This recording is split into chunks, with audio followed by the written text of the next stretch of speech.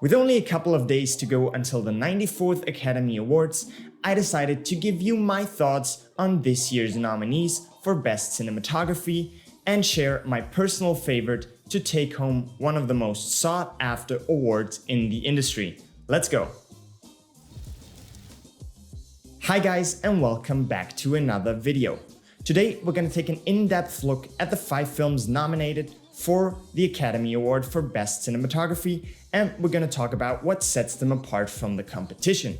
So without further ado, here are this year's nominees for Best Cinematography. Dune, Greg Fraser. Dune was among my favorite films of 2021 and, coincidentally or not, was photographed by a DP I personally admire a lot. Australian cinematographer Greg Fraser is a 2-time Academy Award nominee whose career has really started to take off throughout the last couple of years. The process of making Dune was pretty novel in terms of image creation. The film was shot for the IMAX format with the production employing an IMAX certified ARRI Alexa LF as well as Mini LF camera. Both cameras were paired with Panavision large format lenses. The movie was then transferred to 35mm film and eventually scanned back into digital. This method proved to be successful as Fraser wanted to find a happy medium between the nostalgic look of film and the more contemporary and crispier look of digital.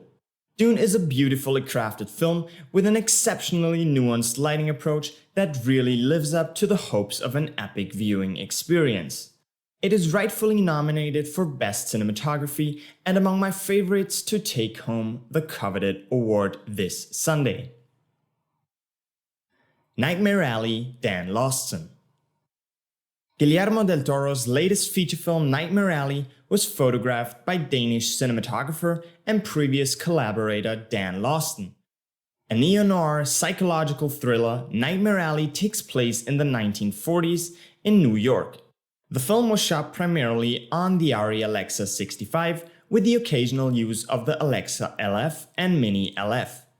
In terms of lenses, Laustsen's opted to go with ARRI's signature primes, known for their clean and crisp characteristics. Although the story was lacking some drive, the underlying cinematography of the film was all the better. The deliberate use of hard and soft sources, deep blacks, as well as vivid and saturated colors really helped Nightmare Alley stand out visually from its competitors. Lastly, also the incredible production design seemed to have played a big part in getting Dan Laustsen nominated for Best Cinematography. The Power of the Dog, Ari Wagner. The Power of the Dog was photographed by Australian cinematographer and first-time nominee Ari Wagner. Wagner is only the second woman receiving an Academy Award nomination for Best Cinematography in the award's 94-year history, following Rachel Morrison's nomination in 2017 for Mudbound. In contrast to its competitors, the cinematography in The Power of the Dog feels rather unobtrusive and quite naturalistic. The film was shot on the ARRI Alexa Mini LF paired with a set of Panavision APO Panader anamorphic lenses.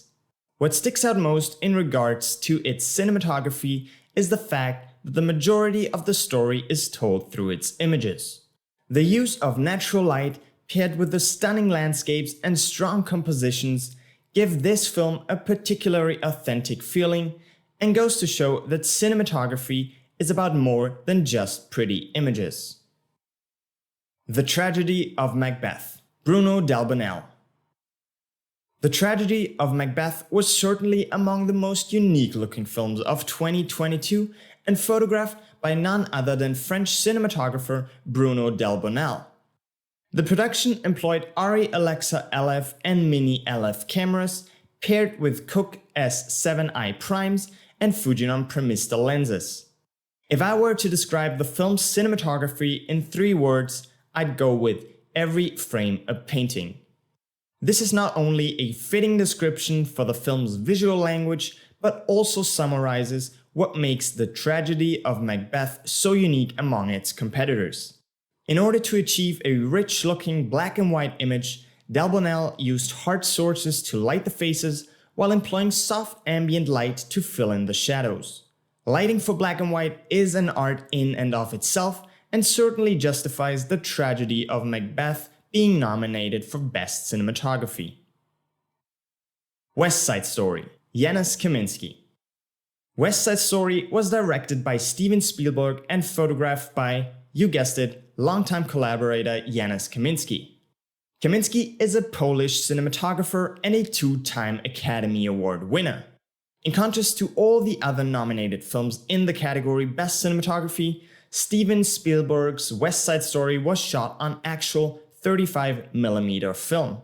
Kaminski opted to shoot on the Panavision Panaflex Millennium XL2 camera paired with Panavision C and T series anamorphic lenses. West Side Story is a masterclass in blocking and lighting for big spaces and managed to recreate that glossy razzle and dazzle of traditional American musicals. Although I personally believe that the film is not up to par with the other 4 nominees in this category, I can still see why it got nominated. After all, it is a film directed by none other than Steven Spielberg. Alright, those were the 5 nominees for Best Cinematography, so let's talk about my prediction of this year's winner. Although I found the cinematography of both Nightmare Alley and The Tragedy of Macbeth to be extremely intriguing, I think it is going to come down to either Dune or The Power of the Dog. At the end of the day, I'm gonna go with Greg Fraser and his visual masterpiece Dune to take home the award for Best Cinematography. But I wouldn't be surprised if Ari Wagner does indeed become the first woman in the 94-year history to win this category. Alright, I hope you enjoyed this quick overview of this year's nominees for Best Cinematography. Let me know in the comments down below who you think is gonna take home the award this Sunday and whether or not you think another film got robbed of a nomination this year. So that's all I got for you for today. Please like and subscribe, and I'll see you guys in the next video. Peace.